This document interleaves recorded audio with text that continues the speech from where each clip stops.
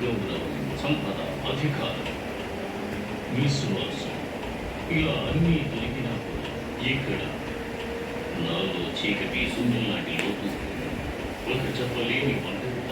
మిమ్మల్ని చూస్తుంటే జాలేస్తోంది నాన్న. ఒక బొమ్మ చేతికి దొరకదని మరో బొమ్మ కోసం ఏడ్చేటటువంటి పద్ధతి నల్లగా కనిపిస్తున్నావు. కానీ నువ్వు నన్ను మార్చేసావు రాజకుమారి సీత. నువ్వు నాకు ఏదో ఆట వస్తువు, బహుమతో కాదు. నిన్ను చూస్తే నా స్థిరమైన మనస్సు కూడా చెల్లిస్తుంది. నేను ఎన్నటికీ నీకు లొంగను రావునా. అది నాకు అవసరం లేదు. నీ అందం, నీకేది ముందు ప్రపంచమే ఉండిపోతుంది. మరియు అదే జరుగుతుంది. నువ్వు నాకు తోడుగా ఈ ప్రపంచాన్ని శాసించు. చూడు, గమనించి చూడు. నీ చుట్టూ ఉన్న మరుభూమిని నేను ఎప్పుడూ స్వర్గంగా మార్చగలను. రంగులేనిది ఎలాంటి జీవితాన్ని ఇంద్రధనుసులా మార్చగలను. నాకు ఇంద్ర ధనుసు కాదు. వచ్చి స్వీట్ పెట్టు అన్నయ్యకి, స్వీట్ పెట్టు, తీసుకురాపో, స్వీట్ తీసుకురాపో అన్నయ్యకి పెట్టు. శ్రీరాముడి చేతులున్న ఒక వేటగాడిగా పో నాన్న, స్వీట్ తీసుకురాపో, స్వీట్ తీసుకురాపో అన్నయ్యకి పెట్టు. ఒకసారి అది చూడు నాన్న, ఒకసారి అది చూడు.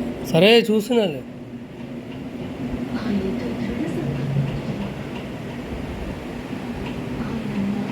ఆయన అన్నయ్యకి పెట్టు, అన్నయ్యకి పెడుతున్నామా స్వీట్, పెట్టు మళ్ళీ పెట్టు. ఆ శ్రీరాముడు వారు నన్ను కాపాడతారు.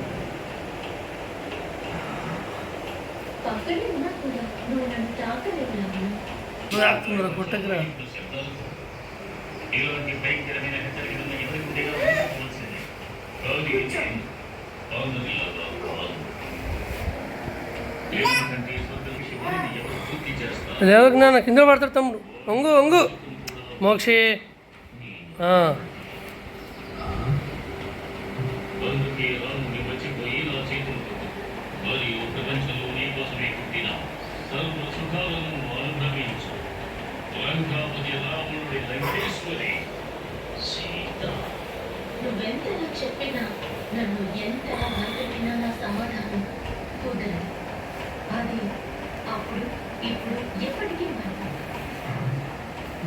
విభీషణుడు చెప్పింది తప్పు. నీకు నాకు సరిపోదు అని అన్నాడు. కానీ నువ్వు కూడా నాలాగే ఉన్నావు రాజకుమారి సీత.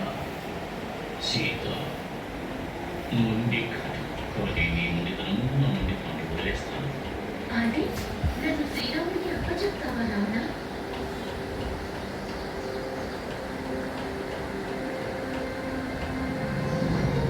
నా మాట నీకు అర్థం అవ్వలేదు. ఇక్కడ ఖైదీగా ఉన్నది నువ్వు కాదు సీత, నేను.